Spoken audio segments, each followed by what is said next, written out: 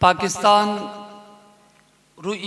مرکزی رویت ہلال کمیٹی کے چیئرمین حضرت مولانا مفتی منیم الرحمان صاحب کی طرف سے نمائندگی کرنے کے لیے ہمارے پاس یہاں پر تشریف لانے والے حضرت مولانا مفتی رفیع اللہ صاحب، ان سے گزارش ہے مائک پر تشریف لائیں اور موجودہ جو گستاخیاں ہوئی ہیں اس عنوان پر اپنے خیالات کا، اپنا نقطہ نظر آپ حضرات کے سامنے رکھیں۔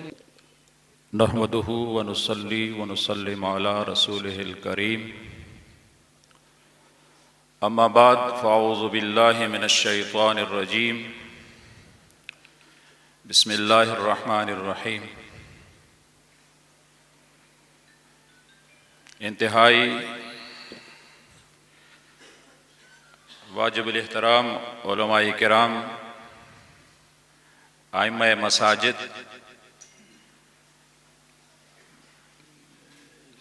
مذہبی سیاسی جماعتوں کے زعماء، السلام علیکم ورحمۃ اللہ وبرکاتہ۔ علامہ اورنگزیب فاروقی صاحب کی دعوت پر مجھ ناچیز کو یہاں بھیجا گیا۔ ابھی مولانا کے دعوت کے دوران ہی مفتی صاحب کا فون آ گیا کہ آپ پہنچے ہیں یا نہیں پہنچے۔ میں نے کہا جی میں پہنچ گیا ہوں۔ آج ہمارا بھی بہت بڑا اجلاس دارالعلوم امجدیہ میں تھا، جو صبح 10 بجے بروقت شروع ہوا اور 1 بجے اختتام ہوا۔ ہمارے سینئر قاری محمد عثمان صاحب، قاری احمد علی صاحب دیگر تشریف فرما ہیں۔ وقتاً فوقتاً متحدہ مجلس عمل کے دور میں بھی اور ختم نبوت کے معاملے پر بھی ہمارا آپس میں اتفاق ہوتا تھا بیٹھنے کا۔ ڈاکٹر عادل خان صاحب اور ان کی ٹیم مفتی صاحب کے پاس گئے اور کہا کہ ایسا کیوں نہیں ہو سکتا کہ کراچی میں ہم مل کر مشترکہ طور پر ایک بہت بڑا پروگرام منعقد کریں۔ ڈاکٹر صاحب کا میں نے نام لیا تو ڈاکٹر صاحب تشریف لے آئے۔ یقیناً اس پر بھی آج مفتی منیب الرحمان صاحب نے علماء کرام سے اس حوالے سے بھی بات کی ہے۔ گزارش یہ ہے، 73 سال پاکستان کو وجود میں آئے ہوئے کبھی بھی اس طرح ہم نے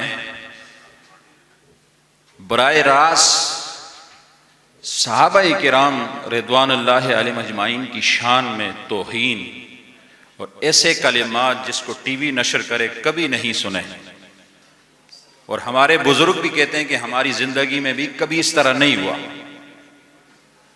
اپنی مجلسوں میں،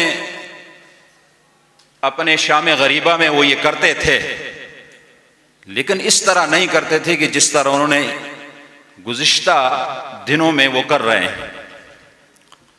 دوستو، غلطیاں ہم سے بھی ہوئی ہیں، غلطیاں آپ سے بھی ہوئی ہیں۔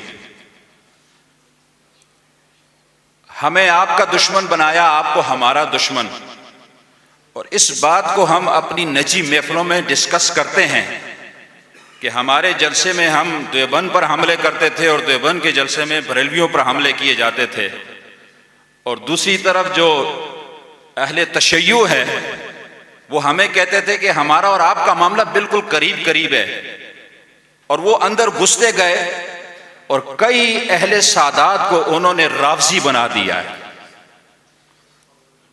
کئی سادات کو انہوں نے رافضی بنایا، لیکن اب ضرورت اس بات کی ہے، اب بھی ہمارے پاس وقت ہے کہ ہم بیٹھ جائیں اور اس پر کوئی لاہ عمل طے کریں، ورنہ اس بات کو یاد رکھیں، علامہ اورنگزیب فاروقی صاحب بیٹھے ہیں کہ پاکستان شیعہ اسٹیٹ بننے جا رہا ہے، اور شیعہ اسٹیٹ کے پیچھے قائدیانی کھل کر ہیں۔ یہ دونوں آپس میں مل کر پاکستان کے اندر مذہبی آزادی کو ختم کرنا چاہتے ہیں، پاکستان کے ٹکڑے کرنا چاہتے ہیں۔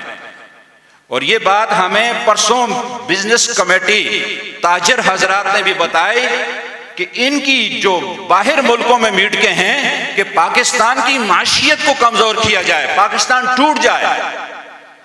اس لیے پاکستان کو آپ کے اور ہمارے بزرگوں نے بنایا، اس کے لیے خون کے نذرانے دیے، اور ہمیں عہد کرنا ہوگا کہ ہم پاکستان کے دشمنوں کو یہ سازش کامیاب ہونے نہیں دیں گے۔ ہمیں اس کے لیے میدان میں آنا پڑے گا۔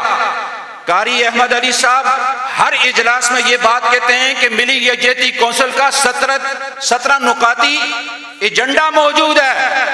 علامہ شاہ احمد نورانی اور دیگر اکابر کی موجودگی میں طے ہوا کہ جناب خلفائے راشدین بشمول ازواج مطہرات حضرت امیر معاویہ اور دیگر صحابہ کرام کی شان میں گستاخی نہیں کی جائے گی۔ ان پر اہل تشیع کے دستخط موجود ہیں۔ اس گستاخی کے بعد بھی انہوں نے کل جو پریس ریلیز جاری کی ہے، شاید آپ نے دیکھی ہو، اس پریس ریلیز کے اندر انہوں نے کیا لکھا ہے کہ ہمیں صحابہ کی تعظیم نہ سکھایا جائے، ہمیں صحابہ کے بارے میں نہ بتایا جائے۔ ہم کہتے ہیں کہ ہم تمہیں یہ نہیں کہتے کہ تم صحابہ کی تعظیم نہیں کرتے ہو تو نہ کرو، تم اہل سنت کو اختیار نہیں کرتے تو نہ کرو، لیکن ہم تم سے یہ ضرور کہتے ہیں کہ صحابہ کرام ہمارے مقدسات ہیں اور ہم اپنے مقدسات کی توہین برداشت نہیں کر سکتے۔ ہم اس بات کی اجازت تمہیں نہیں دیں گے۔ ہم صحابہ کرام کے مشن کے لیے، ان کی تعظیم و تکریم کے لیے میدان میں آئیں گے۔ ہم جناب وزیر اعظم سے پوچھنا چاہتے ہیں، آپ نے کہا کہ میں چوروں کو جیل میں ڈالوں گا، میں کسی کو نہیں چھوڑوں گا۔